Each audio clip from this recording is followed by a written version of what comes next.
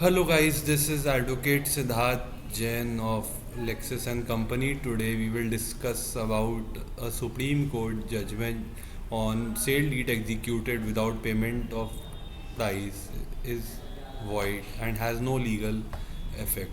The Supreme Court observed that the payment of price is a fundamental part of a sale deed.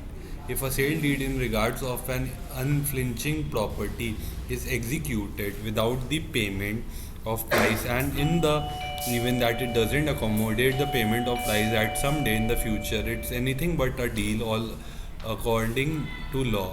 The bench consisting Justice Ajay Rastogi and Abhay Esoka stated. The court additionally also observed that a document which is void. The court additionally also observed that a document which is void need not be tested by guaranteeing an affirmation, as the said plea can be set up and demonstrated even in collateral procedures. Uh, in Keval Krishan versus Rajesh Kumar case, Keval Kishan executed a legal authority for Sudarshan Kumar on 28th March 1980. Following up based on the said legal authority, two sale deeds were executed by Sudarshan Kumar on 10th April 1981. The principal sale deed was executed by him, by which he suspected to offer a part of the suit properties to his minor son. The deal consideration was displayed at rupees 5,500. The other deed was executed by Sudarshan Kumar for his wife in regards of outstanding part of the suit properties. The consideration displayed in the deed was of rupees 6,875. Keval Kishan filed two separate suits. One was against Sudarshan Kumar and his two sons, and the other one was against Sudarshan Kumar and his wife. Both the suits, as initially documented, were for directive controlling the respondent from meddling his ownership and from exchanging his portion of the suit. Please.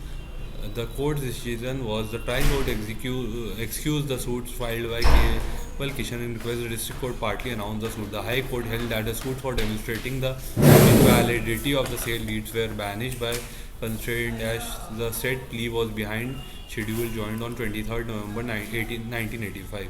In appeal, it was argued there was no evidence cited to show that the buyers under the sale deed dated 10th April 1981 had paid consideration to Sudarshan Kumar, and that the minor sons of Sudarshan Kumar and his wife had no ways of earnings. The court noted that Sudarshan Kumar provided no evidence regarding the payment of the price specified in the sale deeds, as well as wives and minor sons' earning capacity of the relevant time. As a result, the sale deed must be declared null and void because they were executed without consideration according to the court. On the issue of the constraint, the bench stated it was not necessary that the appellant specifically claim a declaration as regards the sale deed by way of amendment to the plaint. The reason being that there was specific pleadings in the plaint as originally filed that the sale deeds were void. A document which is void need not be challenged by claiming a declaration, as the said plea can be set up and proven even in collateral proceedings. Hence, the issue of bar of limitation of prayer for declaration in property by way of amendment does not arise at all. Thank you.